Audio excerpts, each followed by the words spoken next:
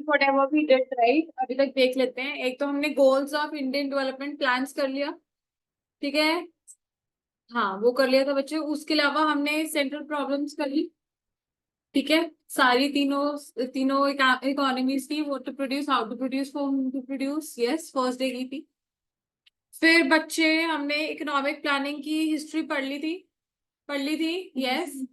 पहले हमारे पास क्या आया था, इंडस्ट्रियल पॉलिसी रेजोल्यूशन ऑफ 1948, और अब क्या है मेरे पास 1956 है, यस। फिर प्लानिंग कमीशन में कौन चेयरमैन होता था बच्चे, प्राइम मिनिस्टर होते थे।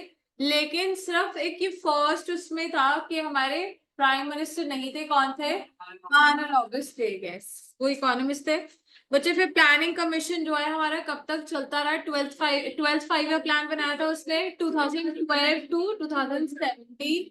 और मैंने उसके बताया उसके बाद नीति आयोग जो है हमारा इनफोर्स हो गया था। लेकिन नीति आयोग आया कब था, it came into force on page number, देखो पेज नंबर 3।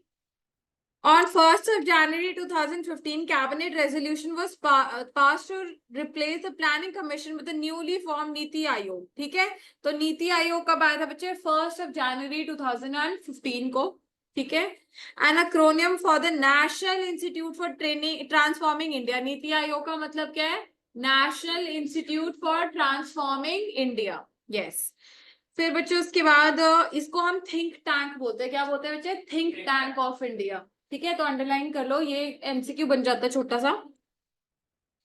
और ठीक है, the main difference between NITI Aayog and planning is that it will provide strategic and technical advice to the central and the state governments for adopting bottom up approach. Bottom up का मतलब क्या होता है, bottom up approach क्या होता है कि नीचे की जो गवर्नमेंट है वो क्या करेगी, हायर ऑफिशियल्स के पास जाके क्या देगी, आइडियाज देगी। डिसेंट्रलाइजेशन की बात कर रही है, बहुत ज्यादा रहेगी, ठीक है। पहले क्या होता था, गवर्नमेंट प्लान्स बनाती थी and everybody else used to execute it. Now they are saying that you get us the problems and then we will formulate the plans accordingly, right, समझ आया। फिर उसके बाद ऑब्जेक्टिव्स और नीति आयोग वेरी इंपॉर्टेंट। आ जाओ, page number 3 पे थे बच्चा। Focus on technology upgradation and capacity building for implementation of programs and initiative। तो बच्चे क्या कह रहे हैं, अपग्रेडेशन, अंडरलाइन कर लो, अपग्रेडेशन। क्या कह रहे हैं कि हमारे को टेक्नोलॉजी, आपके बच्चे को क्या है, किसके पास नहीं है बुक, है ना वैसे आपके, technology upgradation means new advancement technology, yes, वो तो हमारा है, ये गोल था, यस। तो कह रहे टेक्नोलॉजी को तो अपग्रेड करो ही करो, साथ में बच्चे हमने क्या करना है, capacity for implementation of programmes. मतलब जो हमारे प्रोग्राम्स पहले हम ढंग से चला नहीं पा रहे थे, इम्प्लीमेंट नहीं कर पा रहे थे, अब उसके लिए भी हमारे को कुछ क्या करना पड़ेगा, और प्लान्स एंड इनिशिएटिव्स लेके आने पड़ेंगे। तो पहला समझ आया क्या है बच्चा, first is technology upgradation and capacity building. Capacity building means कि आप जितने ज्यादा प्रोडक्टिव कैपेसिटीज को इंक्रीज करो ताकि हमारे जो प्रोग्राम्स हैं हम उसको क्या कर सके, अंशुका, अचीव कर सके, राइट। फिर उसके बाद सेकंड है to offer a platform for resolution of the intersectoral and inter departmental issues in order to accelerate the implementation of development agenda. बच्चे पहले क्या प्रॉब्लम थी कि ना, रिड्रेसल नहीं था। रिड्रेसल समझते हैं, अगर किसी को कोई प्रॉब्लम होती थी ना तो डिस्प्यूट रेजोल्यूशन प्रोसेस नहीं था, या किसी की ग्रीवेंसेस को, ग्रीवेंस समझते हैं कि मतलब दुख जो है, परेशानी है, उसको रिजॉल्व करने के लिए, ठीक करने के लिए बच्चे कोई खास मेजर्स नहीं थे। लेकिन जो नीति आयोग है बच्चे वो भी प्रोवाइड करता है। देखो सेकंड उसका यही ऑब्जेक्टिव है, क्या है, to offer platform for resolution. जो भी inter sectoral and inter departmental लड़ाइयां हैं, इंटर सेक्टोरल मतलब प्राइमरी कहते हैं मेरे को दो, टर्शरी कहते हैं नहीं मैं अच्छा कर रहा हूँ मुझे ये फैसिलिटीज दो, तो कह रहे हैं इंटर सेक्टोरल जो लड़ाई हो रही है, या inter departmental, department A and B मतलब प्रोडक्शन एंड सेल्स में कोई लड़ाई हो रही है, या R&D एंड परचेज में हो रही है। तो इन सब में कह रहे हैं जो भी प्रॉब्लम्स है और इश्यूज है बच्चे, उसको भी कौन रिजॉल्व करेगा? नीति आयोग करेगा। फिर बच्चे, to pay special attention to sections of our society that may be at risk of not benefiting adequately from the economic progress। कह रहे हैं वो वाले सेक्टर्स जिनको अगर हम इकोनॉमिक प्रोग्रेस के रास्ते में चले, नीति आयोग ने जो लिखा कि इकोनॉमी को बढ़िया करो, लेकिन वो वाले सेक्टर जो निग्लेक्ट हो रहे हैं, बैकवर्ड, ठीक है, या फिर जिनको प्रॉपर रेवेन्यूज नहीं मिल रहे हैं, तो कह रहे हैं उनको भी कैसे हमने डेवलप करना है, उनको भी हमने कैसे मिटने नहीं देना। देखो पहले क्या प्रॉब्लम थी, जब प्लानिंग कमीशन से भी पहले की बात कर लो बच्चे, पहले क्या था, प्लानिंग कमीशन की सबसे बड़ी प्रॉब्लम क्या थी कि वो फोकस सिर्फ एक आधी चीज पे कर रहा था और ओवरऑल डेवलपमेंट फेल हो रही थी। ये हमने पढ़ा ना बैकवर्ड उसमें, ड्रॉबैक्स में। तो कह रहे हैं नीति आयोग यही तो कह रहे हैं हमने एक आधी जगह पे ध्यान नहीं देना, हमने हर सेक्टर को, ठीक है, कि जिसको हमने इतना ज्यादा फोकस नहीं भी किया हो ना, कहीं वो हाथ से गिर के खत्म ही ना हो जाए, मर ही ना जाए, उसको भी हमने पूरा ध्यान देने से क्या हो रहा था, big industries, large scale industries के साथ हो रहा था, स्मॉल एंड कॉटेज को आप अच्छे से बनाने के लिए आप क्या कर रहे थे, लार्ज स्केल को टोटल इग्नोर कर रहे थे, निग्लेक्ट कर रहे थे। तो उस वजह से बच्चे हमारा सेकेंडरी सेक्टर जो है इतना बढ़िया नहीं कर रहा, आज तक नहीं कर पा रहा। तो कह रहे हैं ऐसा भी नहीं करना कि कोई एक सेक्टर जो है पूरा का पूरा निग्लेक्ट हो जाए, चाहे वो किसी भी तरह का सेक्टर है। तो तीन हमारे ऑब्जेक्टिव्स क्या कहते हैं बच्चे, दोबारा से आ जाओ, technology upgradation and capacity building, second issues, yes, third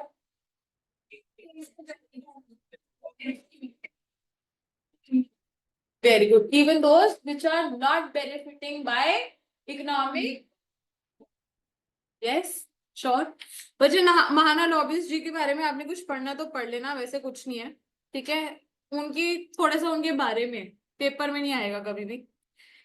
meaning of plan, plan क्या होता है हमने पढ़ा था, डिटेल्ड एनालिसिस होता है, हम बताते हैं स्टेप बाय स्टेप कि हमने किसी चीज को कैसे अचीव करना है। हमने बात करी थी ना बच्चे प्लान के बारे में। सबसे पहले मेरे पास ऑब्जेक्टिव गोल होता है, गोल्स में हम छोटे छोटे ऑब्जेक्टिव्स बनाते हैं और ऑब्जेक्टिव्स को अचीव करने के लिए जो हम स्टेप्स रखते हैं उसको प्लान्स कहते हैं। उसके क्या लिखोगे,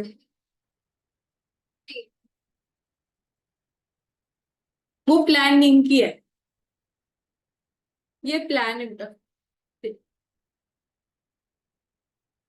कोई बात नहीं, क्या हो गया, planning objectives and plan objectives, आ जाओ, आ गया, दिक्कत खत्म हो जाएगी, आ जाओ बच्चे। Planning objectives are long term objectives to achieve over a long period of time, may be for 20 years, covering many 5 year plans. ठीक है, कह रहे जो बहुत सारे 5 year प्लान्स को इंक्लूड करता है, इन्वेलप करता है, उसको प्लानिंग ऑब्जेक्टिव कहते हैं। प्लान क्या है, एक पर्टिकुलर स्ट्रैटेजी जो मैं बना रही हूँ, ठीक है बेटा। तो देखो, they are short term goals to be achieved in 5 years, ठीक है, जो एक की बात कर रहे हैं। जो बहुत सारे 5 years की बात कर रहे हैं वो प्लानिंग है, जो एक 5 year की बात कर रहा है वो प्लान है, ठीक है। तो बच्चे they are also called perspective plans. Perspective मतलब long term to be seen in near future, perspective, yes, which are foreseeable, right। और जो बच्चे प्लान ऑब्जेक्टिव्स है आर कॉल्ड 5 year प्लान्स, इनको 5 year प्लान्स बोलते हैं, ठीक है। दे आर जनरल गोल्स कि हमने कैसे कैसे इकोनॉमी को 20 सालों में कहाँ लेके जाना है, लेकिन बच्चे जो टारगेट करना हो तो 5 सालों में ही कर पाओगे ना, उनको प्लान्स कहते हैं, ठीक है। They are specific goals varying from plan to plan. Planning में क्या, they are aim at structural changes in the economy. और बच्चे प्लान ऑब्जेक्टिव्स क्या करते हैं, क्वांटिटेटिव चेंजेस, मतलब जीडीपी इतने से ग्रो करनी है, अनएम्प्लॉयमेंट इतने से रिड्यूस करनी है, तो ये सारे प्लान हैं। लेकिन मैं कहूंगी हमारे को पूरा का पूरा सेकेंडरी सेक्टर जो है बढ़िया इंप्रूव करना है, तो वो क्या है, प्लानिंग ऑब्जेक्टिव। स्ट्रक्चरल चेंजेस हो रहे हैं ना, स्ट्रक्चरल, ठीक है। Reasons for making plan. Planning is done to achieve some predetermined goals within a specified period of time. Yes, it involves detailed analysis of problems at hand and making conscious decisions to solve them. तो ये वही बात है, पहले क्या करोगे, दिक्कत देखोगे, प्रॉब्लम का है ना। वही होता है बिजनेस स्टडी में भी कि प्लानिंग में आप क्या करो, एक प्रॉब्लम देखोगे, प्रॉब्लम को देखने के बाद आप उसके डिफरेंट सॉल्यूशंस निकालोगे और उसमें से बेस्ट सॉल्यूशन ढूंढोगे जो कि करेक्टिव मेजर लेगा प्रॉपर। यस यस अंशुका, ठीक है। Duration of each plan in India, plans are made for a duration of 5 years and are known as 5 year plans. बच्चे ये लेकिन अब जो है, अब इसकी जगह हाँ ज्यादा बड़ा हो गया। रीजन क्या है? NITI Aayog says that we can not achieve everything in 5 years, so it has to be a longer duration, right?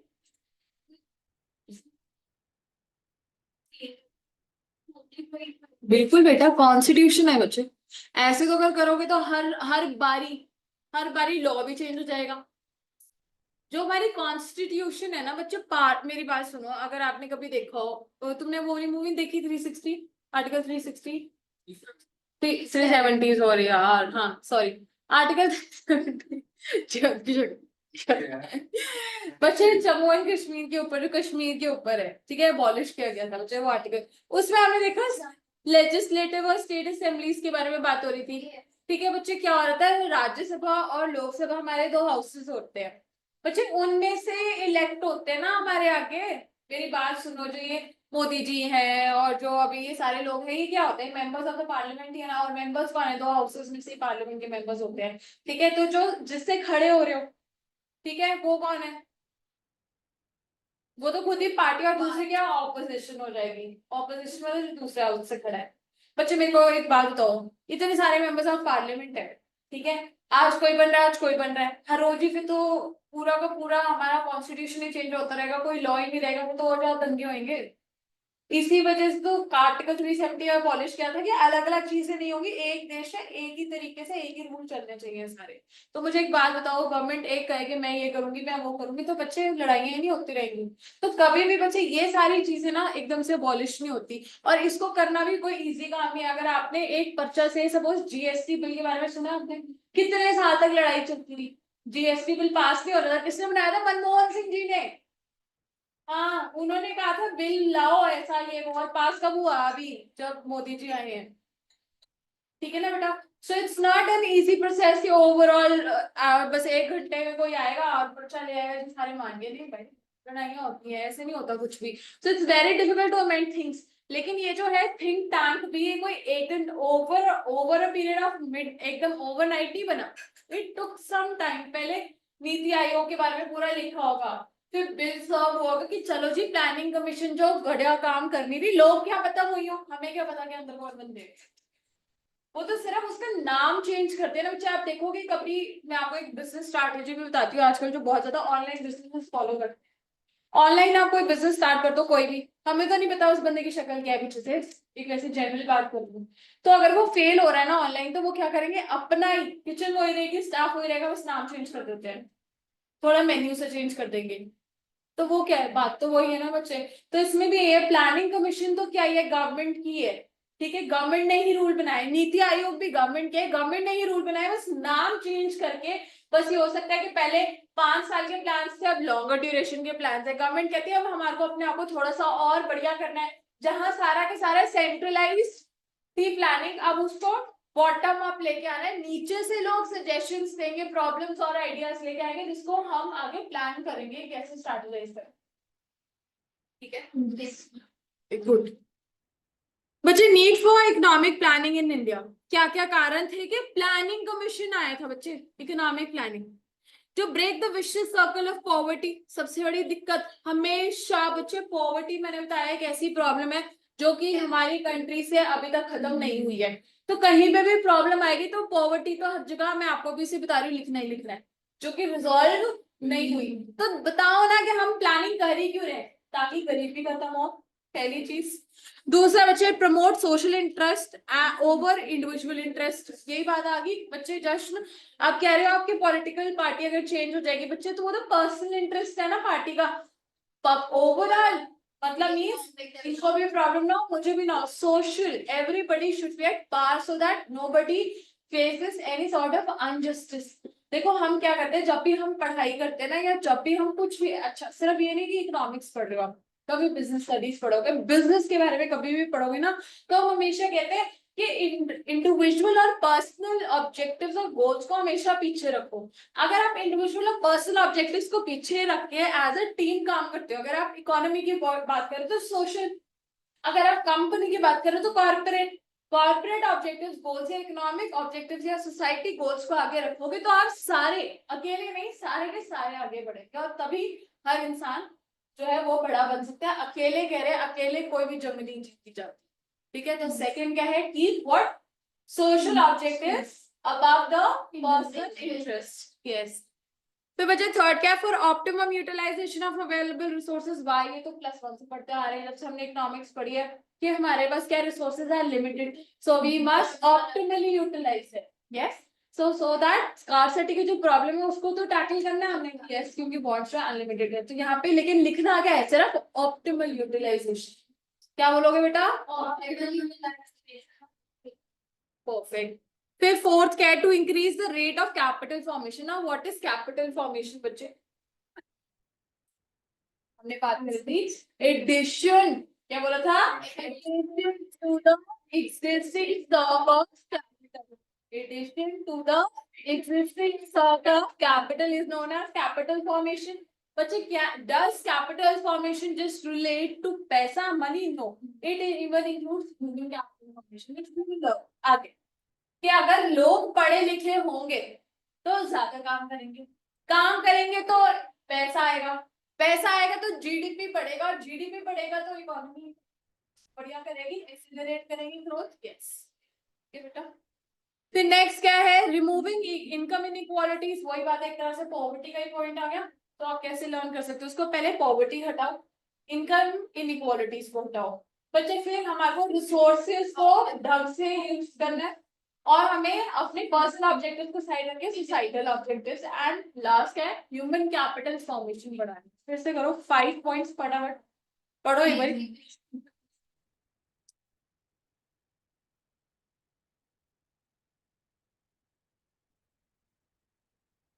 Read करो एक बार अच्छे से।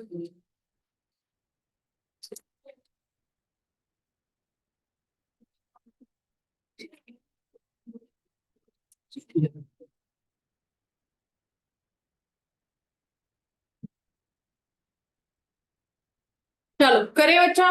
पहले क्या है, to break the vicious second,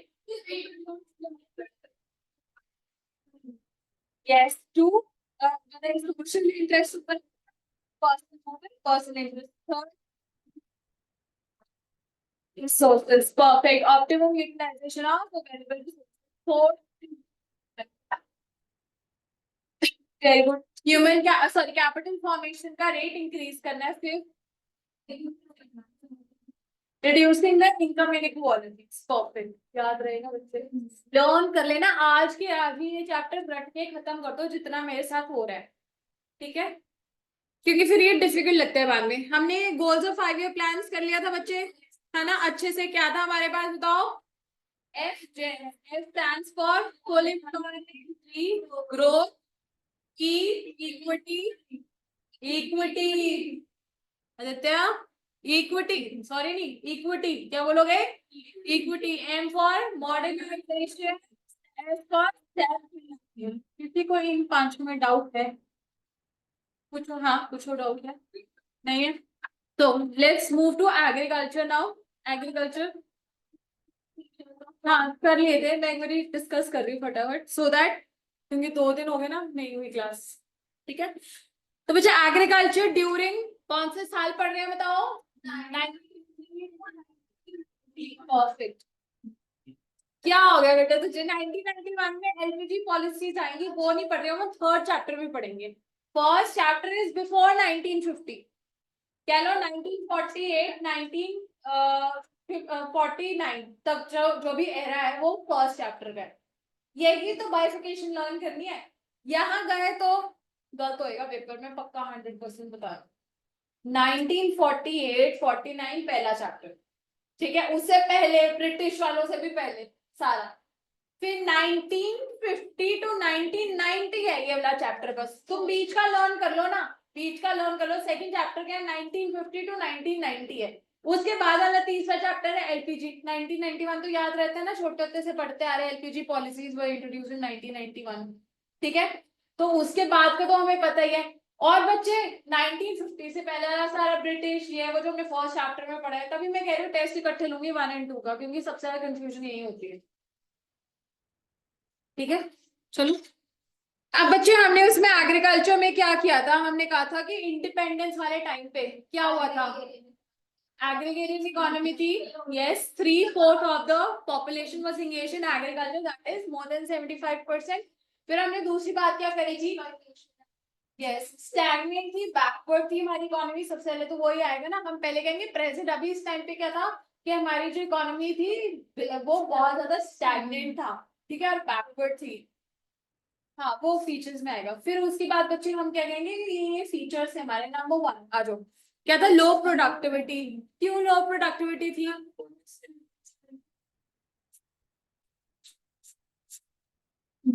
yes, मतलब कि क्या था, output was less, very less. वो बाद में आएगा बेटा, वो सबसिस्टेंस में था, हमने क्या ना, 4th नंबर पॉइंट देखो, सबसिस्टेंस फार्मिंग। ठीक है बच्चा, तो लो प्रोडक्टिविटी में आप अंडरलाइन कर लो क्या, स्टैग्नेशन, स्टैग्नेंट था हमारी economy. We were not doing anything for the economy. We were not investing anything into the economy, agriculture economy. That's why it was stagnant and low productivity. Number 2, disguised unemployment. तो ये क्या होता है बताओ, जहाँ पे जरूरत में ज्यादा नहीं हो रही है, ठीक है, वेले लोग बैठे, नाम है बस, स्टैंप लगा हुआ है, काम करता बट करता नहीं, ठीक है। फिर थर्ड क्या, high dependence on rainfall by now because there were no irrigation facilities नहीं थी, ठीक है। तो अगर तो ज्यादा रेनफॉल आ जाती थी तो सारा क्रॉप खराब, अगर नहीं आती थी तो यस। फिर बच्चा फोर्थ सबसिस्टेंस फार्मिंग आ गया कि हमारे पास कंजम्पशन के लिए कुछ नहीं था, हम बाहर क्या बेचते, है ना। पहले तो इंडिया जो था सेल्फ सफिशिएंट था, उसको किसी की जरूरत नहीं थी, सबसिस्टेंस फार्मिंग ही फॉलो कर रहे थे। लेकिन एग्रीकल्चर में जब ब्रिटिशर्स आए तो हमें पता चला that we are not just subsistence earners, we can what earn forest even by importing exporting finished goods to the rest of the world, right.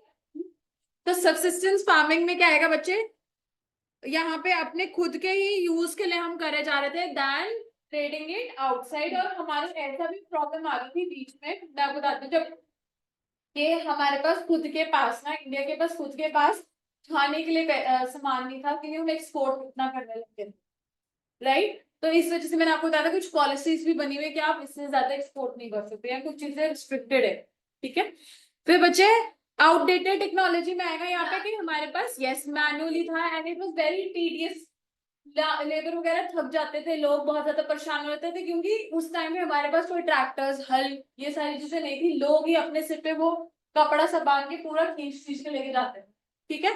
फिर बच्चे आउटडेटेड टेक्नोलॉजी हमने कर लिया, sorry, conflict between tenant and landlords क्या था, लगान system, याद है, लगान का था कि पैसे बस वो ब्रिटिशर्स ने डिवाइड कर दी सोसाइटी और बोला कि टेनेंट्स से तुम ज्यादा से ज्यादा लगान खोलो। तो बच्चे वहां पे क्या होता है, दोनों के बीच में लड़ाई नहीं चलती थी, they were not happy with each other, right. फिर स्मॉल लैंड होल्डिंग्स या फ्रैगमेंटेड मींस कि एक यहाँ पे लैंड है, एक मेरे कुछ एकर्स के बाद एक छोटा सा लैंड है, फिर कहीं और है।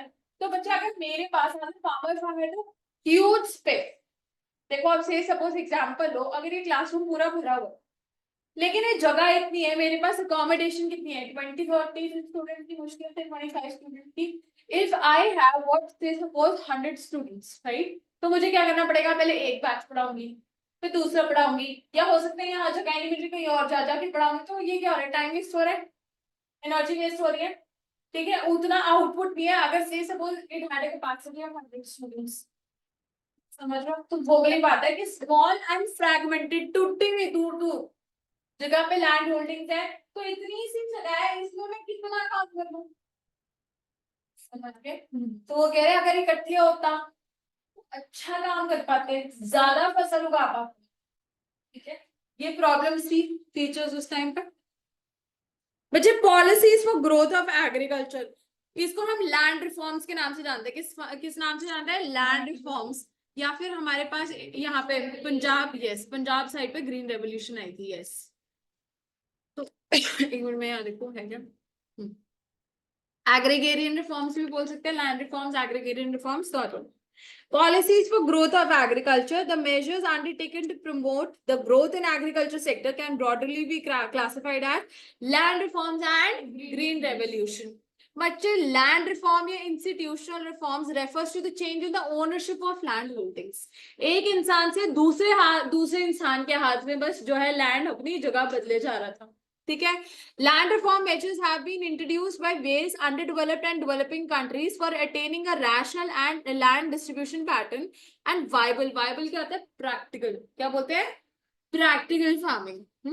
There was a great need for land reforms in countries like India, where majority of the population still depended on agriculture. Land reforms were needed to achieve the objective of equity in agriculture. लो आओ समझते हैं। एक second, ये रहा land reforms का, ये रहा। बच्चे लैंड रिफॉर्म्स क्या कह रहे हैं? कह रहे हैं लैंड रिफॉर्म का मतलब है कि अगर मेरे हाथ में प्रॉपर्टी है ना, तो इसको कोई और ले ले ताकि बेनिफिट हो, इसलिए नहीं कि दूसरे इंसान का नुकसान। कह रहे हैं अगर से सपोज बच्चे मेरे पास एक लैंड यहाँ था जिसके हम फ्रैगमेंटेड होल्डिंग्स की बात कर रहे थे, है ना, तो कह रहे हैं instead of small and fragmented what you do is rather consolidate, if you can not consolidate sell it to somebody else, ठीक है, ताकि वो जो है उस पूरी जगह का ढंग से फायदा उठा सके। तो कह रहे हैं यहाँ पे मतलब क्या है इसका, लैंड रिफॉर्म्स का, कि अपनी ओनरशिप जो है लैंड की एक हाथ से दूसरे हाथ में जाए उसके बेटरमेंट के लिए। तो कह रहे ये जो पॉसिबिलिटी सॉरी जो पॉलिसी थी कौन अडॉप्ट करता था? Various developing and developed countries, और इंडिया को उसको सख्त जरूरत थी। रीजन क्या? हमारे पास लैंड स्मॉल थे और फ्रैगमेंटेड थे और हम लोगों के पास पैसा ही नहीं था इन्वेस्ट करने के लिए। तो कह रहे इससे बेटर क्या करो, आप बेच दो, उस इंसान को बेच दो जिसके पास एवेन्यूज है और जो अच्छे से उसका यूज कर सके, ठीक है। अब इसमें पढ़ेंगे हमने करना क्या क्या था। तो पहला था बच्चा abolition of intermediates. What is intermediate? जो बीच के लोग होते हैं जमींदार, ठीक है, क्यों? जमींदारी तो काम खराब कर रहे थे ना, कह रहे उनको ही निकाल दो। जमींदारी सिस्टम देखो अब नहीं है, कंप्लीटली अबॉलिश हो चुका है। वैसे ही लोग अपना नाम बोलते हैं हम जमींदार है, जिनकी जमीनें हैं वही बोलते हैं हम जमींदार है, पर वो नहीं है कि जो बीच में जो खा रहे हैं मजे ले रहे हैं वो नहीं है।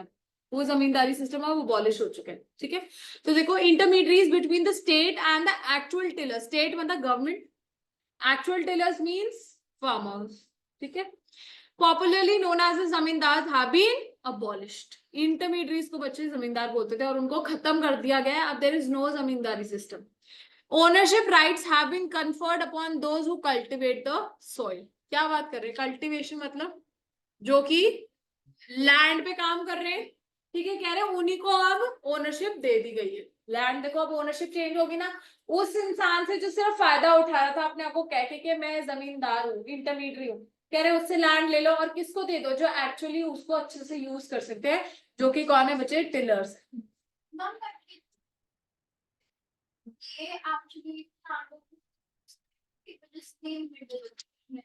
बच्चे क्या था, मेरी बात सुनो, जमींदार ऐसा नहीं था, उनकी जगह नहीं थी, वहां पे फार्मर्स काम करते थे, जमींदार कहते ये हमारी जगह। अच्छा, समझ आ गई? क्योंकि उसको गवर्नमेंट कहती थी कि तुम इनके बीच में लड़ाई पड़वाओ, उनकी जगह नहीं थी। It was not their place. वो हमने फर्स्ट चैप्टर में पढ़ा था ना बेटा, हमने कहा था कि जमींदार की अपनी जगह नहीं थी। वो जो है स्टेट कहती थी कि आप इनके बीच में लड़ाई पड़वाओ और कहो कि ये हमारी है, जबरदस्ती उनके नाम करा दी थी वो जगह ना, उनसे साइन करा के, ठीक है। आपने शायद मूवीज में भी देखा होगा कि गरीबों से बेचारे जो फार्मर्स होते थे उनसे साइन वो थंब लगवा लेते थे और वो फिर उनका हेड बन जाता था।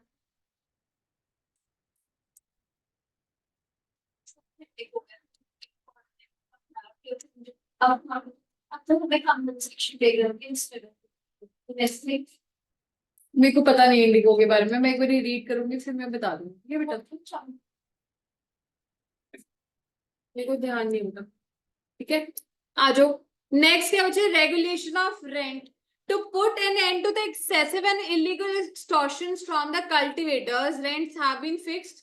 Generally, these do not exceed 1/3 of the crop value. हमने उस दिन में पढ़ा था कि 1/3 से ज्यादा अगर मेरा जो क्रॉप है 1 लाख है तो रेंट मैक्सिमम कितना हो सकता है? 33,333। उससे ज्यादा का मेरा जो है रेंट नहीं हो सकता। तो कह रहे हैं कि रेंट भी जो है ना गवर्नमेंट, देखो अब आजकल अगर आप देखोगे कि कहीं किसी भी जगह का रेंट कैसे पता चलता है? स्टैम्प ड्यूटी होती है, पता है ना, स्टैम्प ड्यूटी वैल्यूएशन।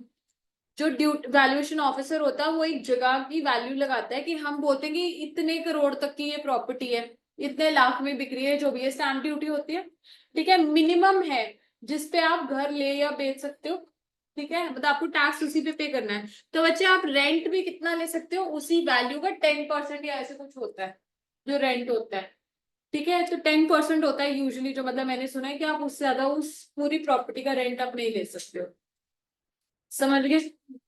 तो ये कह रहे हैं कि उस ले कि एक्स्ट्रा जो स्टार्ट करते होते थे ना उस टाइम पे कि इतना इतना लगान दो, दुगना दो, तिगना दो, तो कह रहे हैं उसको खत्म करके क्या कर दिया, फिक्स्ड रेंट लेना शुरू कर दिया, ताकि एक्सटॉर्शन खत्म हो जाए। एक्सटॉर्शन समझते हैं पैसा का जो जबरदस्ती लेना, जब समझ आ रही है रश।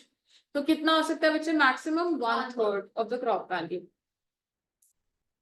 कंसोलिडेशन मैंने समझा दिया कि जो दूर दूर स्मॉल एंड फ्रैगमेंटेड होल्डिंग्स थी उनको इकट्ठे कर दिया, बोल दिया कि इकट्ठे एक जगह ले लो और यहाँ पे काम करो, ठीक है। गवर्नमेंट अभी भी करती है, जगह ले लेती है और फिर इकट्ठे दे देती है, ऐसे करती है। आप देखोगे पंजाब साइड पे कितना होता है। मैं कह रही हूँ गवर्नमेंट क्या करती है, जगह नहीं जब्त कर लेती, जब्त नहीं करती, खरीद लेती है, पैसे दे देती है तुम्हारे को, और फिर किसी और को बेच देती है आगे। That is consolidation basically. वो पहले होता था, आप तो क्या गवर्नमेंट अपने खुद के बिजनेस के लिए करती है, कोई भी जगह का रेट बढ़ जाता है। मैं आपको बताती हूँ क्या होता है अभी, क्या होता है इस टाइम पे, क्योंकि कंसोलिडेशन वगैरह की जरूरत तो नहीं है। अब क्या होता है, इससे ना जो ज्यादा जिनके पास लैंड होता है ना, गवर्नमेंट क्या करती है उससे लैंड खरीद, ठीक है। और ना जब पता चलता है ना जैसे कि लैंड खरीदने वाले, तो जो लोग थोड़े से जो इन्वेस्टर्स होते हैं ना, बेसिकली जो लैंड प्रॉपर्टी डीलर्स वगैरह, वो अपनी लैंड खरीद लेते हैं, तो उनको पता है कि गवर्नमेंट खरीदेगी तो उसका रेट हाई होता है। तो वो थोड़ा अलग चीज है, उसको मत यहाँ पे कंफ्यूज करना है। यहाँ पे बेसिकली पुरानी जमाने की बात कर रहे हैं, कह रहे हैं कि जो दूर दूर लैंड है ना, उसको क्या करेगी गवर्नमेंट लेके तुम्हें आसपास लैंड दे देगी सारा उसी, ताकि तुम्हारी फार्मिंग अच्छे से हो सके, ठीक है। तो देखो कहाँ गया, हाँ, to reduce fragmentation steps have been initiated for the consolidation of holdings। consolidation होता है इकट्ठे करना, ठीक है। consolidation is a practice to allot land to the farmer in one place as a replacement for his scattered holdings here and there। it serves as cost of cultivation। वही कहा, एक देखो बच्चे यहाँ पे है, उसके बाद एक लैंड जो है 1 घंटे दूरी पे है, एक उसकी 40 मिनट की दूरी पे है, तो बताओ फार्मर जो है उसको कितना ट्रैवल करना पड़ रहा है और कितना ज्यादा कॉस्ट और बेयर करना है। पर अगर उसका लैंड एक ही जगह पे है सारा, उसको इकट्ठे ही 50 एकड़ मिल जाए, तो उसके लिए कितना ईजी है। Obviously, productivity will increase, time will reduce, cost will also reduce, right? समझ आ रहा है। फिर बच्चे ceilings on land holding. Ceilings क्या होती है, अपर लिमिट। कह रहे इससे ज्यादा आप लैंड भी होल्ड कर सकते थे, ये भी गवर्नमेंट ने कह दिया, ठीक है। तो कह रहे to promote equality in the distribution of land a ceiling has been impose on the holding size. क्या आप इससे ज्यादा लैंड जो है होल्ड नहीं कर सकते। The surplus land have been resumed by the government and redistributed among the small holders और द लैंडलेस लेबर्स। कह रहे जिसके पास ज्यादा होता था ना, एग्जाम्पल लगाओ कि गवर्नमेंट ने कहा जिसके पास 1000 एकड़ से ज्यादा लैंड है वो गवर्नमेंट जब्त कर लेगी। अभी भी होता है, आपको होता है ना, होता है ना। कौन कह रहा है, हाँ मैंने भी सुना पंजाब वाली साइड पे, मोहाली वाली साइड पे ना, बेसिकली क्या होता है, अगर आपके पास एक लिमिट से ज्यादा का लैंड है ना, तो गवर्नमेंट उसको जब्त कर लेती है और उनको दे देती है जिनके पास कम लैंड हो। देती है कि नहीं देती वो मुझे नहीं पता, पर आपको अलाउड नहीं होता। देती है कि नहीं वो we don't know, that is in the books. But इतना पता है कि अगर तुम्हारा उस लिमिट से ज्यादा लैंड है ना, तो गवर्नमेंट ले लेती है, क्योंकि वो कहती है कि तुम्हारे पास इतना लैंड क्यों है एक्स्ट्रा। पॉलिसीज बनाई हुई है ताकि एक बंदे का राज ना हो। समझ आ गई। कॉर्पोरेट फार्मिंग क्या होती है, जब इकट्ठे मिलके आसपास जो अपना बेनिफिट करना चाहते हैं सारे फार्मर्स क्या कर लेते हैं, इकट्ठे मिल जाते हैं, कहते हैं यस, जैसे कोऑपरेटिव सोसाइटी होते हैं, कोऑपरेटिव सोसाइटी जैसे कॉर्पोरेट फार्मिंग होती है कि फार्मर्स इकट्ठे मिल जाते हैं अपने बेनिफिट्स के लिए, टुवर्ड्स अ कॉमन गोल काम करते हैं। Cooperative farming is encouraged to enhance bargaining power of small holders जिनके पास कम लैंड है, ठीक है। बच्चे वो इकट्ठे मिल जाते हैं ताकि बार्गेनिंग पावर क्या होती है, हाँ। क्या होता है, अब हम जैसे अब क्या होगा, अगर सिर्फ बस एक फार्मर है, आपने देखा होगा यूनियन बनी होती है, मैंने शायद 1-2 बार पहले भी एग्जांपल आप लोगों को दिया कि सब्जी वाले कहते हैं कि जी यही रेट है, फ्रूट्स वाले भी कहेंगे ये, आस पास किसी से भी आप पूछोगे कि यही रेट है जी, इससे कम में कोई देगा नहीं। क्यों, उन्होंने पहली बात करी है तो कि इससे कम में नहीं बेचेंगे। अगर से सपोज एक बंदा भी एक कम में बेच रहा है तो बाकियों को भी बेचना पड़ेगा ना। तो वो कहते हैं हम इकट्ठे रहना चाहिए। मैंने एग्जांपल दिया, तो वृंदावन में कभी आप जाओ ऑटो में, ऑटो ही होते हैं वहां अंदर, तो आप जा नहीं सकते गाड़ियां लेके। तो क्या होगा, वो कहेंगे आपने प्यारे जी की मंदिर जाना तो 100 रुपए, चाहे 5 मिनट का रास्ता होगा, वो कहेंगे आप किसी से भी पूछ लो, राधे राधे जी 100 रुपए है। सच्ची, मैं से मजाक नहीं कर रही। तो ये क्या है बच्चों, this is something which is known as bargaining power. If you get together, if you are form, मतलब वो कहते हैं ना यूनाइटेड हो, ठीक है, अलायंस है, तो फिर उसमें क्या है बच्चे कि आपको you have that power to bargain. If you are alone, then obviously the other person will manipulate. ठीक है, तो समझ आया बच्चे। लैंड रिफॉर्म्स में पहले देखो आपकी किताबों में, abolition of land intermediaries. Intermediaries क्या होती थी बच्चे, Indian government took various steps to abolish intermediaries and to make tillers the owner of the land. Yes, the abolition of intermediaries brought about 200 lakh tenants into direct contact with the government। कितने, 200 lakh tenants। ठीक है, 200 lakh tenants जो है government के direct contact में है। The ownership rights granted the tenants gave them incentive to increase output and contribute the growth in agriculture। Obviously बच्चे किसी चीज पे अगर आप से सपोज टेनेंट थे, अब आपने वही चीज खरीद ली, तो आप ज्यादा अच्छे से उस चीज को इस्तेमाल करोगे अपनी समझ के, इंसेंटिव रहेगा ना टू इम्प्रूव इट। ठीक है।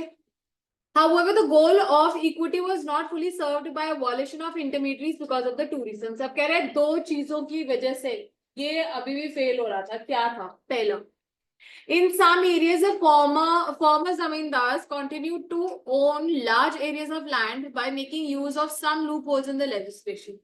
loopholes क्या होता है, कमियां निकालना से। सपोज अब ये इंग्लिश है बेटे, लिखा किसी ने किस तरीके से, अब मैं उसको कैसे समझ के इंटरप्रेट करती हूँ। अब सीए का काम यही होता है।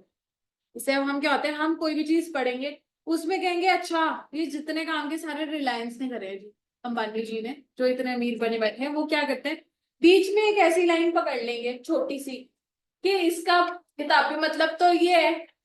आप कैसे कर रहे हो, हमने तो ये करा ही नहीं, हमने तो लॉ तोड़ा ही नहीं है। तो लूप होल्स मीन्स जहां पे भी थोड़ी बहुत मैनिपुलेशन हो सकती है ना, उसको पकड़ लो और कर लो। अब गवर्नमेंट क्या करती है, आप देखो, लॉ और टैक्स तो चेंज हो नहीं सकता। जितना अगर आप कभी से सपोज सीए में जो कोई भी जाएगा, टैक्स अगर कभी पढ़ोगे ना, सारा अंबानी के ऊपर है, सारे बने हुए उस पर। क्या करेंगे, जो इतना बड़ा औखा लगता है ना हमारे को, वो उनकी वजह से है। गवर्नमेंट ने पूरे पूरे अब एक्सप्लेनेशन निकाल दिए हैं। अगर ये चीज लिखी है इसका मतलब ये चीज है, तो इसका मतलब ये, तुम अपना दिमाग मत लगाओ, जो लॉ कह रहा है वो समझो और वो सुनो। तो एक्सप्लेनेशंस जो है, प्रोविजंस है, जो भी सारी चीजें आएंगी, वो अब लॉ सब कुछ देता है। टैक्स है चाहे लीगल लॉज है, कुछ भी है, वो सब कुछ ये पूरे इतने आप देखो प्रोविजन इतनी, क्योंकि एक्सप्लेनेशन 2-4 पेजों में जाएगा। क्यों, ताकि हम लूप होल्स ना निकाल सको, कमियां निकाल के उसको तोड़ ना सको। ठीक है, तो कह रहे जमींदार क्या करने लगे, लूप होल्स निकालने लगे। कहाँ है, अच्छा किताब में। हाँ, इन सम एरियाज ऑफ फॉर्मर जमींदार, फॉर्मर मतलब पहले जो जमींदार थे, उन्होंने क्या करा, उन्होंने ऐसा कहा कि उन्होंने मतलब बेवकूफ बनाना शुरू कर दिया कि हम तो खुद ही टिलर थे जी, है ना कहीं लूप होल्स निकालने शुरू कर दिया, हमारी तो फैमिली के बंदे ही काम कर रहे थे जी। तो ऐसे कैसे करके बच्चे उन्होंने क्या कर दिया, अपने आप को अपने हाथ में पोजेशन जो है बनाए रखा, किसी और को देने नहीं दिया।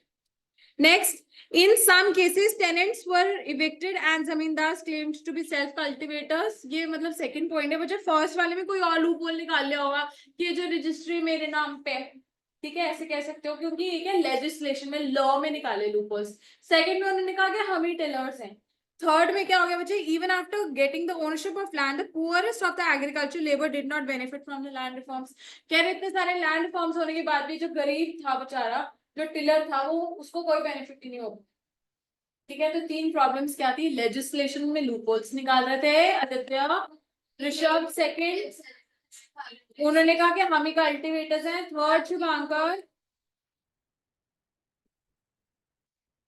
अभी नहीं पढ़ेंगे, कभी नहीं पढ़ेंगे, कभी नहीं पढ़ेंगे, नंबर नहीं आएंगे, इसलिए बोलो, तीनों बोलो एक एक पॉइंट, जल्दी करो, जल्दी जल्दी। नींद आ रही है, फिर कहाँ खोए हो।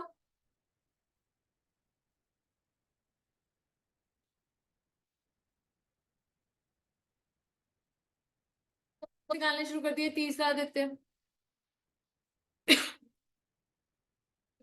बेनिफिट नहीं हुआ पुअर लोगों को। बच्चे मैं अभी सच बोल रही हूँ, अगर अभी नहीं पढ़ोगे तो नहीं पढ़ी जाएगी, इसको लर्न कर लो। मैं दो दो तीन तीन बार तभी बोल रही हूँ। छोड़ दूंगी, मैं भी कहूंगी मैंने समझा दिया, घर पे जाके रीड कर लो। अंशिका बताओ बेटा तीनों कमेंट्स।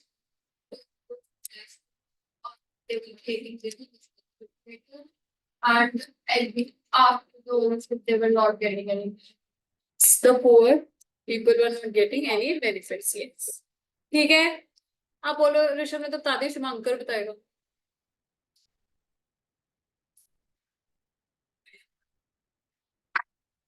नहीं वो लूप होल्स बोलो बेटे, लेजिस्लेशन में लूप होल निकालने लगे तो मैंने एग्जांपल दिया था। हाँ और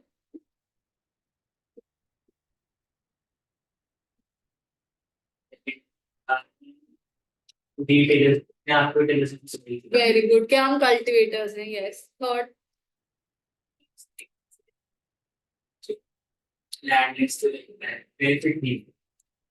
पुअर को कोई भी बेनिफिट नहीं हो पा रहा था रिफॉर्म्स के बाद भी। ठीक है, पहला पॉइंट समझ आया, abolition of intermediate. Second point हमने क्या था, land ceiling, maximum holding, land ceiling लगाती है गवर्नमेंट, कहती है इससे ज्यादा आप लैंड होल्ड नहीं कर सकते। यस, तो जो सरप्लस लैंड था वो किसके पास जाता था, गवर्नमेंट के पास जाता था, और गवर्नमेंट दूसरों को बांट देती थी। यस, जो स्मॉल होल्डर्स थे, तो यही लिखो। Land ceiling refers to the fixing specific limit for land which can be owned by an individual. Beyond the specified limit, government ले लेगी और landless को बेच देगी. The purpose of land ceiling was to reduce the concentration of land ownership in a few hands. Obviously, सिर्फ कुछ ही लोगों के पास ज्यादा land का अगर रहेगा तो बच्चे वो फिर से जमींदार बन जाएंगे उस जगह के, फिर से एक्सप्लॉयटेशन होगी बाकी लोगों की, तो ये खत्म करना चाहती थी गवर्नमेंट। दूसरा, the land ceiling help the two promote equity in the agriculture sector, जिनके पास नहीं भी था उन बेचारों को भी यस मिल रहा था land. However, the land ceiling legislation was challenged by big landlords. बच्चे अब यहाँ पे केस चलते रहते हैं, आप देखोगे लैंडलॉर्ड्स कहते हैं हम नहीं छोड़ेंगे, हमारा लैंड है, तो कह रहे उस वजह से भी लड़ाइयां चलती रही बहुत सारी। तो कह रहे दे डिलेड इट्स इम्प्लीमेंटेशन, ऑब्वियसली जैसे अब फार्मर्स वगैरह भी हड़ताल पे चल जाते हैं या कोई भी यूनियंस है, ठीक है, तो क्या बच्चे हड़तालों में जा जाके क्या हो रहे हैं, कोई भी लेजिस्लेशन को डिले करे जा रहे हैं, बिल्स जो है वो डिले हुए जा रहे हैं, ठीक है ना, बिना समझे कि उसके पीछे का मकसद क्या है। ठीक है, this delay time was use by them to get the land registered in their own names relatives. तो वो क्या करते थे, देखो अभी भी मैं सच झूठ नहीं बोल रही, देखो कोई प्लीज नो ऑफेंस, ऐसा कुछ नहीं है, मेरे को कुछ नहीं है, वैसे बता रही हूँ मैं, कोई अगर फार्मिंग फैमिलीज हो तो प्लीज डोंट माइंड। क्या होता है बच्चे, जैसे केस पा दिया, अब इंडिया में क्या है, केस तो चल रही है 10 15 20 साल 15 साल जितनी भी देर, उतनी देर में क्या करते थे, वो कहते थे कि मेरा मेरे नाम पे नहीं है, मेरी बेटी के नाम पे लैंड है, मेरी बहू के दहेज में आया था लैंड, मेरे तो आगे वो उधर चाची जी का, चाची की पत्नी का है वो एंड सो ऑल। ठीक है ना, तो ये सब चलता था कि रजिस्ट्रियां दूसरों के नाम पे घुमा देते थे। अभी भी होता है, कितनी देर लगती है रजिस्ट्री कराने में, कुछ पैसा नहीं लगता, साथ क्या हो जाता है, राइट। आगे समझ। अच्छा, regulation of rent to put an access to the, वो हमने कर लिया। एक्सेसिव एक्सटॉर्शन की बात तो कितना था, 1/3, आप उससे ज्यादा क्रॉप का नहीं ले सकते। कोऑपरेटिव फार्मिंग क्या था, टू बार्गेनिंग पावर को इम्प्रूव करने के लिए। तो बच्चे आ जाओ फिर से, हमने फीचर्स या प्रॉब्लम्स क्या क्या करी थी, पहले पेज पे आ जाओ। लो productivity, disguise unemployment, subsistence farming, outdated technology, yes, conflict between, yes, and last के था small, perfect, तो small and fragmented भी लिखो तब भी चलेगा।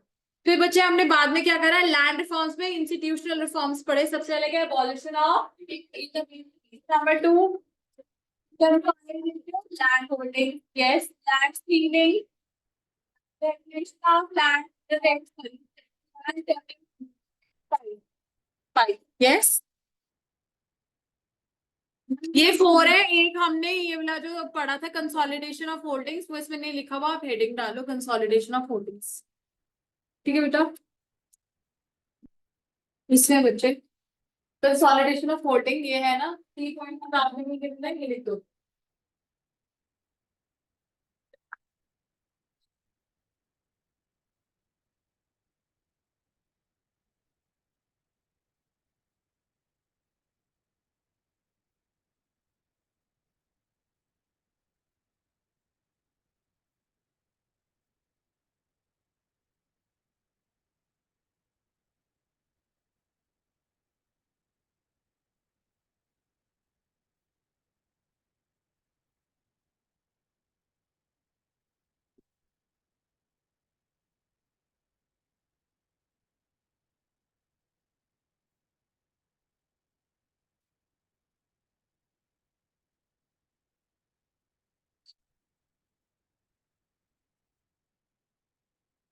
पूरा लिख रहे हो बेटा, पूरा लिख रहे हो तो लिखो।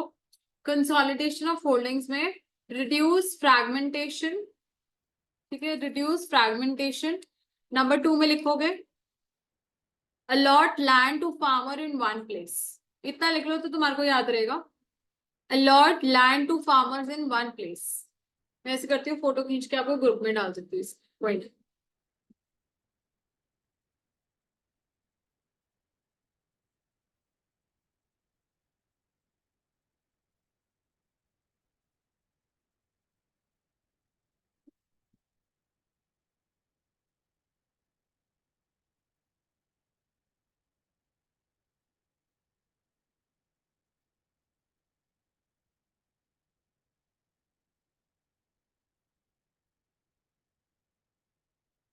ये बच्चा आ जाओ। फिर हमारे पास कह रहे ये जो रिफॉर्म्स थे बच्चे कौन सी जगह पे सक्सेसफुल थे? Only in Kerala and West Bengal. Why? Because other states were not as committed as those two states कि जिन्होंने इक्विटी लाने की कोशिश की। तो कह रहे बाकी सारी स्टेट्स जो है वो ऑलमोस्ट फेल ही हो गई। सिर्फ कौन सी दो स्टेट्स ने कमाल दिखाया? केरला, वेस्ट बंगाल। फिर बच्चे नेक्स्ट है new agriculture strategy green revolution. बच्चे वेरी वेरी इंपॉर्टेंट। अब बच्चे ग्रीन रेवोल्यूशन जो है ना इंडिया में 2 फेजेस में देखी गई। कितने फेजेस में? 2 फेजेस, फेज 1 एंड फेज 2 में। बच्चे आज ये हमने कर लिए features, importance of agriculture and Indian economy बाद में आएगा। प्रॉब्लम्स एग्रीगेटेड रिफॉर्म्स में टाइप्स डिफरेंट टाइप्स।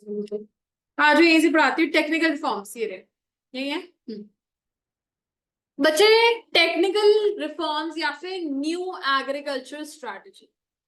यहाँ पे क्या हुआ बच्चे देखो, हमारी कितनी पॉपुलेशन है एंगेज? 75% उस टाइम एग्रीकल्चर में एंगेज थी बच्चा। अब क्या हुआ, काम तो इतने सारे लोग कर रहे थे, प्रोडक्टिविटी भी कुछ खास नहीं। तो उसके लिए बच्चे क्या हुआ, कुछ कहते हैं कि साइंस का इस्तेमाल करो। किस चीज का इस्तेमाल करो? साइंस का इस्तेमाल करो। HYV सीड्स का इस्तेमाल किया गया। हाई यील्डिंग वेराइटी सीड्स का इस्तेमाल किया गया, जहां पे क्या हुआ, हमारी प्रोडक्शन जो है बहुत ज्यादा, प्रोडक्टिविटी इंक्रीज होगी। बट वो बच्चे ओवरऑल बिल्कुल ऐसे नहीं होगा हर स्टेट में बढ़िया हुई। वो ज्यादा कहाँ पे, हरियाणा एंड पंजाब में ज्यादा अच्छी उसकी देखी गई ग्रीन रेवोल्यूशन के रिजल्ट्स। तो बच्चे यही हुआ। देखो इंडिया से agriculture widely depends on monsoon. ये प्रॉब्लम दिखाई हुई है, एक बार अपने नोट्स देखेंगे, पेज नंबर 9 पढ़ा रही हूँ बच्चे में। 75% ऑफ द पॉपुलेशन हमारी एग्रीकल्चर में है, मानसून के ऊपर थे हम, तो हमारे को प्रॉब्लम्स होती थी, प्रोडक्टिविटी भी कम थी। वही वाली सेम प्रॉब्लम्स जो थी बच्चे, वही सारी प्रॉब्लम्स लिखी मैं देखो। Green revolution refers to the large increase in production of food grains due to use of high yield variety और miracle seeds specially for wheat and rice। इनको miracle seeds भी कहते थे। क्या कहते थे? miracle seeds। miracle जादू, चमत्कार। हाँ, मेरिकल मतलब कि ये बहुत अनहोनी अजूबा कुछ जादू सा हो गया। ठीक है, तो बच्चे दीज आर व्हाट HYV या फिर मिरेकल सीड्स, जिन्होंने किस में सिर्फ 2 ओनली व्हीट एंड राइस की प्रोडक्टिविटी बढ़िया करी। ठीक है बच्चा, spectacular advancement in the field of agriculture लाई गई से doctor Norman E Borlaug, an American agriculture scientist, is considered as the father of green revolution। कौन है father of green revolution? Doctor Norman E Borlaug. ठीक है, क्या नाम है? अंडरलाइन कर लो। इनको क्या कहते हैं? Father of green revolution. ठीक है, he was awarded the Nobel Prize Peace Prize in 1970 for breeding high yield varieties in India। It was mainly found by MS Swaminathan. तो इंडिया में किसने करा है? MS स्वामीनाथन। ठीक है, तो इनकी फोटो भी बनी हुई बेटा आपके पेज पे, पेज नंबर 10 पे देख रहे हैं। Father of green revolution in India. Otherwise father of green revolution कौन है? ठीक है, लेकिन इंडिया का लर्न करना है हमने। जैसे इंडिया के इकोनॉमिस्ट कौन थे? Father of economics Mahalanobis. Otherwise कौन है? Adam Smith. यस, ऐसे ही बच्चे जो हमारे इंडिया की फादर ऑफ ग्रीन रेवोल्यूशन कौन है? MS स्वामीनाथन। ठीक है बच्चा, Indian economy experience the success of green revolution in 2 phases. 2 हिस्सों में बांटी गई, ऐसा नहीं कि इकट्ठे ही आ गई। कह रहा है पहला फेज क्या था? मिड 60s एंड 70s, और दूसरा था mid 70s and mid 80s, ठीक है, 60s 70s और 70s 80 दो फेजेस में था. The HYV were restricted to more affluent states like Punjab, Andhra Pradesh, Tamil Nadu, etc. Further, the use of HYV seeds primarily benefit the wheat growing regions only. ठीक है, कहाँ कहाँ थे बच्चों? पंजाब, हरियाणा, आंध्र प्रदेश एंड तमिलनाडु, ठीक है, और यहाँ पे ज्यादा प्रोडक्शन किसकी थी? व्हीट ग्रोइंग रीजन्स थे ये. In the second phase 70s and 80s, the HYV technology spread to a larger number of states and benefit more variety of crops. सिर्फ व्हीट नहीं, और भी जैसे राइस और भी थे जो क्रॉप्स थे, और बहुत सारी स्टेट्स. तो बच्चे मेनली कहाँ पे पहले आई थी ये? मिड 60s 70s में कहाँ पे आई थी? और किस में देखी गई? व्हीट में. लेकिन जो 70s और 80s के मिड में थी वो seven crops and seven states में, तो टू फेजेस में, ठीक है, दो हिस्सों में देखेगी बच्चा. उसके बाद important effects of green revolution, attaining marketable surplus. क्या कह रहे हैं? मार्केटेबल सरप्लस मींस सबसिस्टेंस के साथ साथ हम मार्केट में भी बांट सकते थे और इतना ज्यादा बेच के क्या कर सकते थे? पैसा कमा सकते थे, प्रॉफिट्स कमा सकते थे. तो green revolution resulted in marketable surplus. Marketable और marketed surplus refers to the part of agriculture produce in which is sold in the market by farmers after meeting their own consumption requirement. मैंने वही कहा, subsistence के बाद, subsistence farming के अलावा भी हमारे पास सामान बचा था और उसको मार्केट में बेच के पैसे कमा पा रहे थे, ठीक है. फिर कह रहे growth in agriculture output makes a difference to the economy only when large portion of this increase is sold in the market. कह रहे कब फायदा होगा इकोनॉमी को? जीडीपी कैसे इंक्रीज होगी? जब जो हमने बनाया वो मार्केट में बिका, पैसे आए हमें. Yes. Fortunately, a good proportion of rice and wheat produced during the Green Revolution period was sold by the farmers in the market. तो मार्केटेबल सरप्लस में क्या हुआ बच्चे? पहली चीज कि अपने अलावा मार्केट में भी बेच पाए. कह रहे हैं एक इकोनॉमी कैसे बढ़ेगी? जब हम मार्केट में जो बना रहे हैं उसको बेच सके खाने के अलावा. और थर्ड क्या था बताओ? कि इंडिया में हुआ था, मार्केट में बेचा हमने मार्केट सरप्लस को. समझ आ गई? पहली बार marketable surplus. Second, buffer stock of food grains. What is buffer stock? Minimum जो क्वांटिटी ऑफ गुड्स गवर्नमेंट कहती थी कि हमने अपने पास रखनी. यस, स्टोरेज, जिसको हम कोल्ड स्टोरेज के नाम से भी जानते हैं. तो देखो, the concept of buffer stock in India was introduced in the fourth five-year plan. It refers to the reserve of commodity to be used at the time of emergencies. जिस time पे वो सामान नहीं है. देखो बफर क्या होता है कि मिनिमम जो आप अपनी पॉकेट में हमेशा बचा के रखते हो. मैं ऐसे एग्जांपल देती हूँ बच्चे. देखो क्या होता है कि मम्मा घर पे, चलो सबसे पहले पैसों से पहले तो घर में हम देखते होंगे मम्मा क्या करती है. जैसे चीनी है, चीनी का एक डब्बा भर के रखती है, खत्म होता है, वो बड़े वाला डब्बा रखा होता है. फिर जब वो लास्ट भर गया होता है, मम्मी पापा को कह देती है या तुम्हारे को बोल देती है कि ये खुद ही लिख लेती है कि आप ना चीनी खत्म हो गई, लेके आने वाली है. वैसे तो राशन आता है, बट मैं वैसे जनरली कह रही हूँ कोई चीज अगर बीच में खत्म हो जाए तो मम्मा ऐसे कहती है ना कि ये लास्ट पाउच रह गया. यूजुअली ऐसा होता है कि अब लेके आ रहे, ठीक है, वो सामान लेके आ रहे. तो बच्चों को क्या होता है? बफर. जो मिनिमम स्टॉक मम्मी कहती है कि होना ही चाहिए घर में, है ना, इतना दूध तो घर में पड़ा ही होना चाहिए, कोई आ जाए ऊपर से, ऐसे बातें करते हैं ना. That is buffer, minimum emergency में जो होता है. अब और क्या हुआ, जैसे अब आप लोग यहाँ आने लगे हो दूर अपने घर से, मम्मी क्या कहती होगी? स्पेशली लड़कियों को तो आई एम श्योर, लड़कों का आई एम नॉट श्योर. लड़कियों को मम्मी कहती होगी कि पैसे थोड़े से अलग से तुम्हारे पास इमरजेंसी के लिए होने चाहिए. 500 का नोट तो अपनी जेब में रखा कर, जैसे वो खर्च हो तुम मुझसे वापस आके ले लो. मेरी मम्मी करती थी, मुझे नहीं पता. कहते होंगे लड़कों को भी कहते होंगे, आई एम श्योर. हाँ, मतलब मम्मी पापा कहते होंगे घर वाले कि एक जो है कि पहले क्या था, मैं तो ऐसी जिद्दी थी कि मैं फोन भी नहीं रखती थी. तो मेरे घर वाले जबरदस्ती तो फोन रख, हमारे को टेंशन होती थी तो इतनी दूर जाती है कॉलेज, अपने आप आती है, लेट आती है. मतलब मैं तो ऐसी थी, मैं कहती थी मेरे को फोन नहीं चाहिए. तो क्या होता है, मम्मी पापा क्या टेंशन लेते हैं ना कि you should keep what some sort of money, some amount of money in your pocket. या फिर कभी कभार क्या होता है, जैसे अब हम लोग जैसे अब थोड़े बड़े हो जाते हैं, when we are earning, like हमारी एज में, हम क्या करेंगे, हम मिनिमम कुछ पैसे अपने पास साइड पे रखेंगे for any sort of emergency. अब मैं मार्केट निकली, मुझे पता है कि पता नहीं कब पेट्रोल की जरूरत पड़ जाए, कब मेरे घर से कोई फोन आ जाए, सामान लिया, मेरे बच्चा कुछ मांगे. एक मिनिमम रिक्वायरमेंट आपको अपनी जो रखते ही रखते हो मिनिमम, उसको हम क्या कहते हैं? बफर स्टॉक है, बफर इन्वेंटरी. ठीक है। तो कह रहे हैं जो हमारे को कंटीजेंसी या इमरजेंसी वाले टाइम पे जो चीज इस्तेमाल करने के लिए हमारे पास होती है तो क्या कहेंगे, बफर्स। ठीक है। तो बच्चे यहीं पे आ जाओ, क्या कह रहे हैं, The government of India maintain buffer stock of food grains to release food grains through public distribution system, PDS सुना है? Public distribution system क्या होता है? क्या होता है? हाँ, यस, बिल्कुल। जो भी एक कह लो कि जो बीपीएल वाले होते हैं यूजुअली, उनको जो गवर्नमेंट बेनिफिट्स देती है थ्रू, मतलब जो हम लोगों के पास तो है ही है, लेकिन गवर्नमेंट क्या करे, मिनिमम राशन मेरे पास इतना होना चाहिए ताकि मैं इन लोगों को जो है बांट सकूं। हाँ, राशन कार्ड वाले वही बीपीएल वालों के बनते हैं, बिलो पॉवर्टी लाइन। फिर क्या बच्चे, meet emergency situations like crop failure और नेचुरल डिजास्टर। अब क्या है बच्चे, देखा आपने कोल्ड स्टोरेज बहुत ज्यादा है, गर्मियों में भी सेब आएंगे, सर्दियों में भी आम आएंगे, लेकिन जब हम छोटे थे ना इतना नहीं होता था, it was not as common as it is today.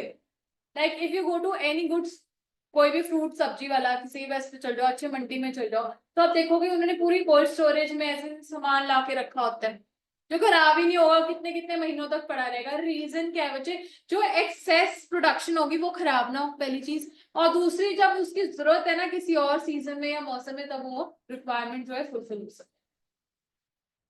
ठीक है बच्चा। फिर benefit to low income groups, as large proportion of food grains was sold by farmers in the market, their prices declined relatively to other items of consumption. The low income groups who spend a large percentage of their income on food benefited from this decline in relative prices. अब क्या कह रहे हैं, वैसे तो overall अच्छा नहीं है, ज्यादा प्रोडक्शन हो जाती थी तो फार्मर्स के लिए बुरा था ना, उनको सस्ते दाम पे भी माल बेचना पड़ता है। देखो जब भी शॉर्टेज आएगी, जैसे अभी आजकल आपने देखा है कि टमाटर के प्राइस फिर से बढ़ गए। पहले जैसे लास्ट ईयर इसी टाइम 250 रुपए के आसपास हो गए थे, 230 के, अब 130 के आसपास हो गए। ठीक है, क्यों, मॉनसून में प्रॉबेबली यहाँ पे हमारे इतने अच्छे टमाटर नहीं उग रहे, नहीं हो रही होगी इतनी प्रोडक्शन। तो क्या होता है, जब बच्चे ज्यादा प्रोडक्शन होगी तो कोई भी चीज बहुत सस्ते में मिलेगी। आप देखना फिर इतनी इतनी सारी चीजें वो 10 रुपए में दे देता है बंदा, तीनों आते हैं बहुत ज्यादा जब, तो देखोगे 20 रुपीज में भी पर केजी मिलने शुरू हो जाते हैं, जब स्टार्टिंग में आप लेने जाओ 100 रुपए के मिलते होंगे। क्यों, जब कोई चीज ज्यादा बनती है ना बच्चे, वो सस्ते में बिकती है। हमें पता है ना, सप्लाई जब ज्यादा होती है तो प्राइस लेस हो जाता है उसका, याद है, आगे हम पढ़ेंगे और अभी जब एग्रीगेट डिमांड सप्लाई करें। तो बच्चे क्या होगा कि अगर सस्ता हो गया तो फार्मर्स तो बेचारे सस्ते में बेचेंगे, लेकिन कह रहे हैं उसको पॉजिटिवली लो कि जो गरीब लोग थे, जो अपनी सारी की सारी इनकम सिर्फ कंजम्पशन पे ही इन्वेस्ट कर रहे हैं, तो उनको तो फायदा हो रहा था ना कि वो कम सामान कम पैसे में भी ज्यादा सामान खरीद पा रहे। ये लिखा होता है। हाँ, उनकी रियल इनकम बढ़ गई, यस, बिल्कुल। तो बच्चे increase in employment, green revolution से क्या हुआ बच्चे, ज्यादा एम्प्लॉयमेंट अपॉर्चुनिटीज बढ़ गई। ठीक है, yes. Self sufficiency, self sufficiency मतलब अपने लिए सब्सिस्टेंस फार्मिंग, हमारी इंडिया तो पूरा भरपूर हो गया ना, कोई शॉर्टेज नहीं थी और हम बाहर भी बेच पा रहे थे। ठीक है बच्चे, ये हमारे थे पेज नंबर 10 के। अब हम यहाँ देख लेते हैं types of agrarian reforms. Use of HYV, ठीक है ना। फिर बच्चे use of chemical fertilisers, fertilisers भी यूज होने लगे। अब मेरे को बताओ, क्या हम एक्सेसिव फर्टिलाइजर्स और पेस्टिसाइड्स यूज कर सकते हैं? नो, बिल्कुल भी नहीं। क्यों, उससे क्या होगा, क्रॉप खराब होगा और हमारी हेल्थ भी खराब हो जाएगी।